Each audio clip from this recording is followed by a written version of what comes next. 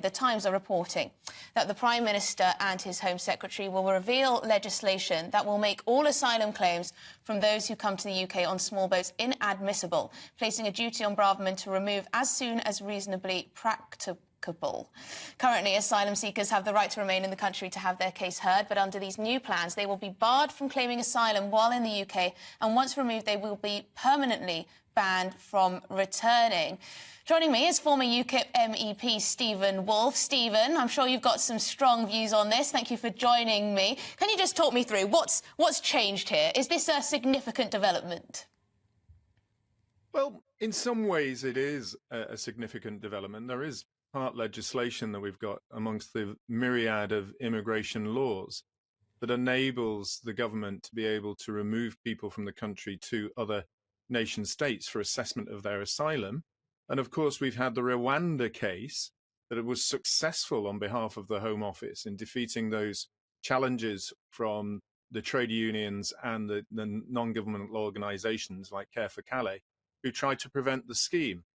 What is significant here is that it's allowing the government, and of course, we've got to wait till we see the actual legislation itself. I'm trying to find out behind the scenes exactly what the type of legislation is, and everyone is very, very stum about it, which is good in some ways, is really how they plan to remove people from this country without breaching, A, the UN Refugee Convention, of which we are signatories of, B, the European Courts for Human Rights and the Human Rights Act, and the ability, therefore, of lawyers representing those asylum applicants from challenging the courts in the various immigration appeals, particularly that from the Immigration Appeals First Tribunal. Do you think that absolutely every person who crosses the channel in a boat to arrive here should not be allowed to claim asylum? You would have thought that in the boats there would be some people who may have a very genuine case, or would you dispute that? No, and let's make it clear. From the outset of my campaigning research of legislation on immigration, I've always stated that it is very important that this nation has a very clear route for genuine asylum seekers to come into this country and make the claim. The question here is whether the claim should be made in the United Kingdom or it can be made elsewhere. My second main point was that it's a recognition that globally we now acknowledge that there are many people who come to different countries and claim asylum are economic migrants, and they are not the same type of people and should be distinctly treated differently. Now, what I see from this legislation and what I hear from those in government and MPs who are following this closely is that there is no intention from this government to prevent people who genuinely need the help of this state for fleeing asylum, particularly under the UN Convention for Refugees, that they should be denied asylum. The only question is whether they should be assessed here in the United Kingdom, where we have significant problems over housing and backlogs making delays really extensive, or whether they can be held elsewhere. And I think that, bearing in mind the influx that we've had over the past 5 years, it goes beyond 2018, it's a build-up for a long period of time, being able to assess people genuinely outside of the country in other areas is a significant move forward. This legislation hopefully enables the government to do that whilst maintaining our rights to look after those who seek genuine asylum.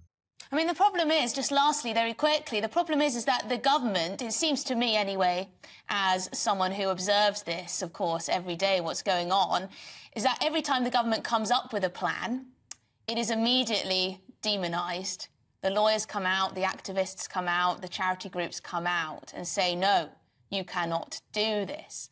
Do you think it's actually possible for our government to stop the small boats coming across? Because it's reached a point where it just seems unfeasible for it to continue.